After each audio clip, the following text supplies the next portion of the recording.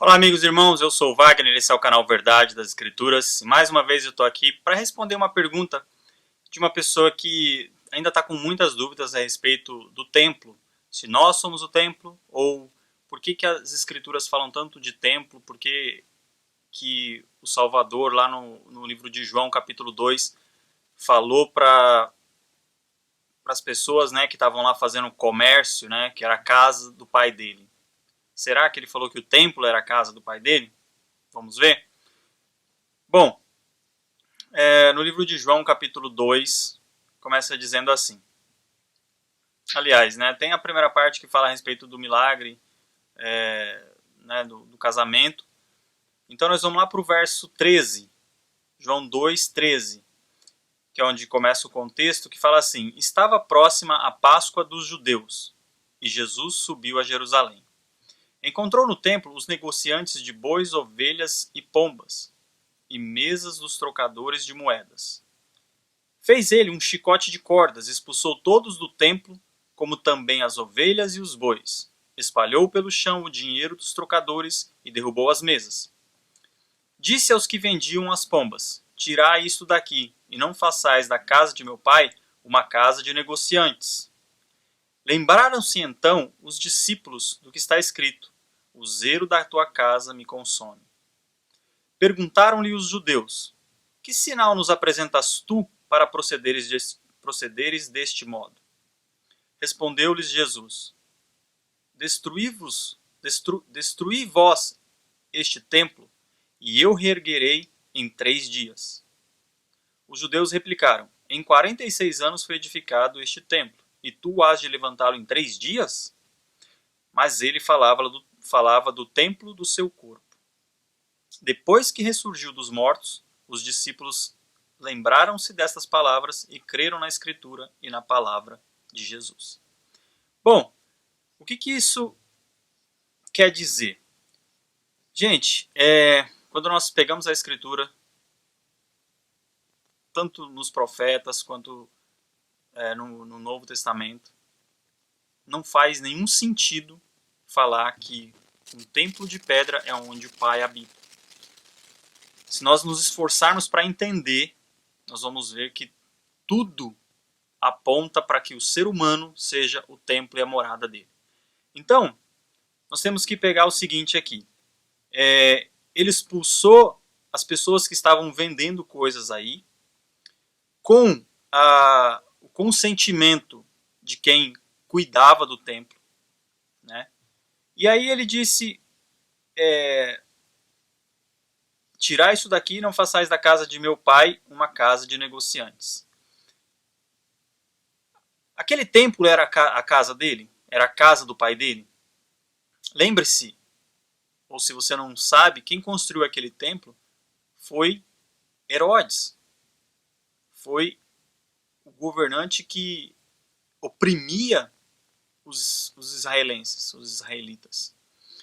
Ele não era amigo, ele fez aquilo ali simplesmente por um ato político para agradar ali os sacerdotes daquela época, para que os sacerdotes, através da religião, amansasse o povo, né? Então, como é que algo... Primeira pergunta, como é que algo construído por um romano, pelo governador, por Herodes, pelo homem que mandou cortar a cabeça de João Batista, como é que esse homem poderia ter construído a casa de Deus? Primeira pergunta. Segunda pergunta, se aquilo ali era a casa de Deus, por que o Salvador, o Filho de Deus, não estava ali? Terceira pergunta, por que sempre ele se referia quando o Salvador ia falar da sinagoga, ele falava sinagogas deles? Procure, leia, estude, busque por si mesmo. Né? Aquilo não era a casa dele. Do que ele falava? Ele falava do corpo das pessoas, ele falava das pessoas. Como que a gente entende isso? Olha só, no verso 17, lembraram-se então os seus discípulos que estavam com ele, do que está escrito, o zelo da tua casa me consome. Onde está escrito isso? Salmos 69, no verso 9.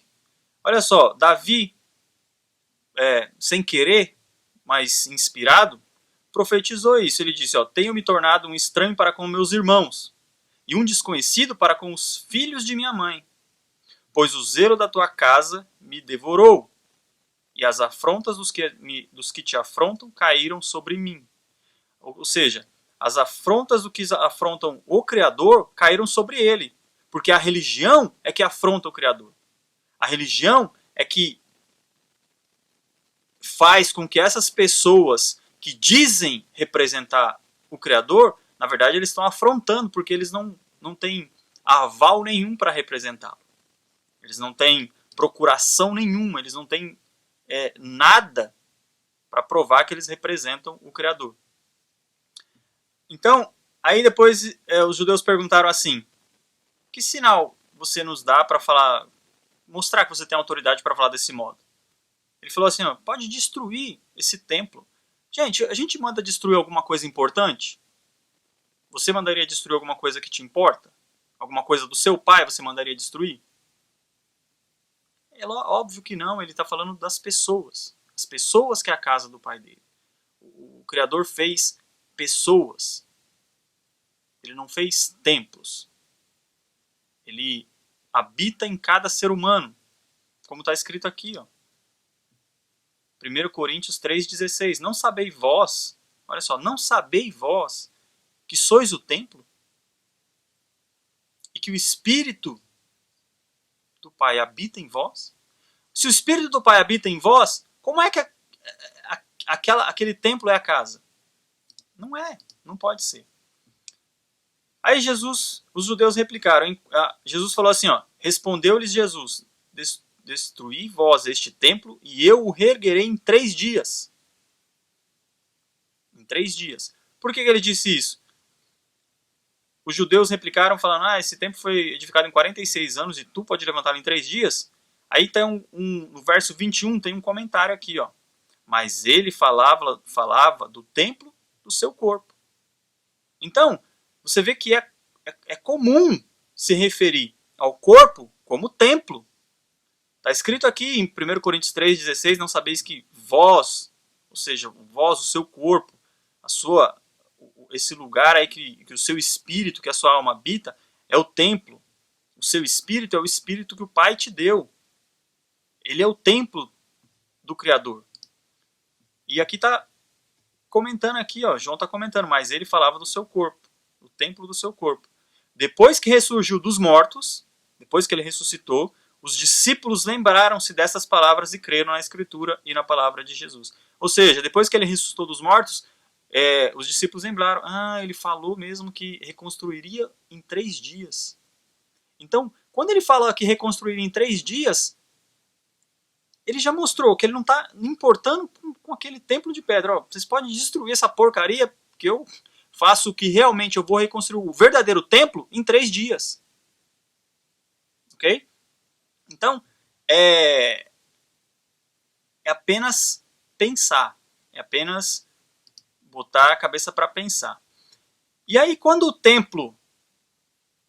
Aliás, quando o Salvador morreu, quando aqui em Mateus 27, 50 diz assim, e Jesus, clamando outra vez com grande voz, rendeu o Espírito. Ou seja, expirou, morreu.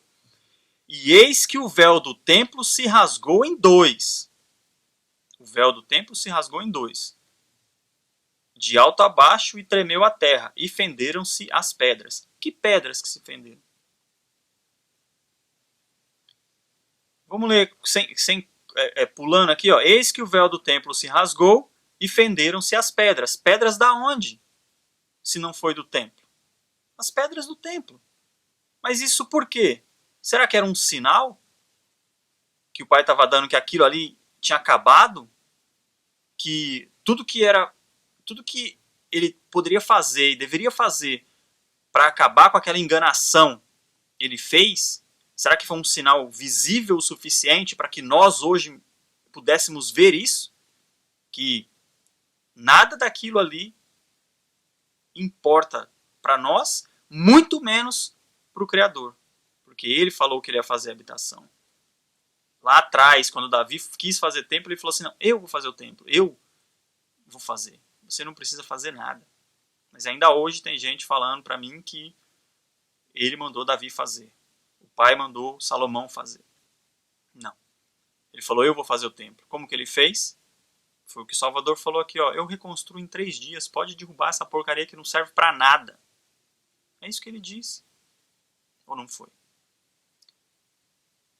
E aí, o sinal foi esse, quando ele morreu, acabou tudo aquilo, ficou para trás. Toda aquela enganação que havia sobre o povo todo, até aquele dia, até aquela época, ele deu um sinal aqui, o Salvador e o Pai deram um sinal de que tudo tinha acabado.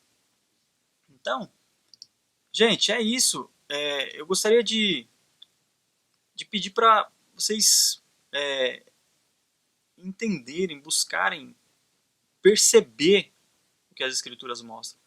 Outro sinal para mim, bem interessante, de que a Bíblia não é a palavra de Deus, é isso. O Pai nos ama. Ele não deixaria algo tão difícil de se entender. Sabe? Tanta dificuldade. Às vezes algumas pessoas falam assim, mas se não fosse a Bíblia. Gente, põe dessa forma, pensa dessa maneira.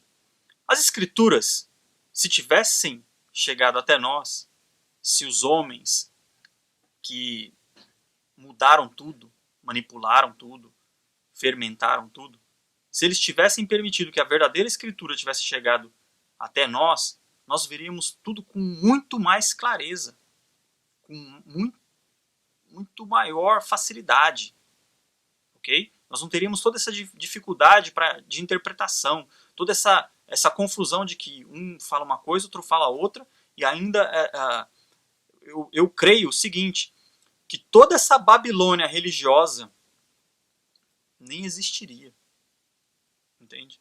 Porque talvez fosse mais fácil de entender o que estava escrito. Talvez existisse da mesma maneira, né? Mas eu creio que seria muito mais fácil. Mas aí você diz assim, se não fosse a Bíblia, nós não saberíamos de nada. Bom, eu prefiro pensar da seguinte forma, se fosse a Escritura, nós veríamos de forma muito mais fácil. Mas, já que foi a única coisa que permitiram que chegasse até nós, eu creio que sim, que foi o Pai que ainda preservou algumas passagens, algumas coisas que não permitiu que os olhos das pessoas que manipularam tudo, mudaram tudo, ou muita coisa, que eles vissem isso. Talvez ele guardou assim, até de forma um pouco com maior dificuldade até, para que fosse achado apenas por aqueles que realmente tivessem interesse, que realmente procurassem, que realmente buscassem por ele e quem realmente quisesse saber a verdade. Tá? Então, toda essa dificuldade foi colocada por homens. Com certeza, o Pai teria, eu creio que teria facilitado muito mais. Mas o importante é que ele disse que tudo que estivesse em oculto seria revelado. E eu creio que está começando. Né? Então, vamos continuar aí lendo, né? Buscando, vamos continuar nossa leitura, nossa dedicação para desvendar algumas coisas, descobrir algumas coisas, aprender algumas coisas e vamos repassar isso adiante. Né? Ele falou para a gente ir e falar a verdade, falar daquilo que é novo. Talvez a palavra já não é nova, mas as coisas que estamos descobrindo são muito novas. Né? Então, eu espero ter, no mínimo, se não ficou óbvio, eu espero no mínimo que quem assistir possa buscar fazer a sua própria busca, a sua própria pesquisa para entender o que está escrito de maneira mais clara possível. Ok? Muito obrigado por ter acompanhado o vídeo, por ter assistido até o final. Se você gostou, clique aí em gostei, inscreva-se no canal para estar recebendo aí os vídeos semanais. E deixa eu dar mais um aviso. Eu vou estar sempre postando os vídeos toda segunda e toda quinta, de manhã, a partir das 7 da manhã, os vídeos já vão estar sendo postados, tá ok? Então lembre-se, toda segunda e toda quinta. Caso eu preciso da ajuda de cada um que assiste e que gosta e que acompanha o trabalho, curtindo os vídeos e compartilhando. Por quê? Porque isso mostra para mim, me dá um retorno de como os vídeos estão sendo bem aceitos ou não aceitos, entende? Porque de repente eu posso aumentar essa carga aí, ao invés de 2 por semana, talvez 3, porque se começar se for compartilhado e bastante gente assistir e tiver um retorno legal, muita gente assistindo, um número maior de visualizações, eu posso estar fazendo aí mais vídeos semanais, tá ok? Gente, muito obrigado, um grande abraço, que o Pai esteja aí cuidando de cada um de vocês e até o próximo vídeo. Tchau, tchau.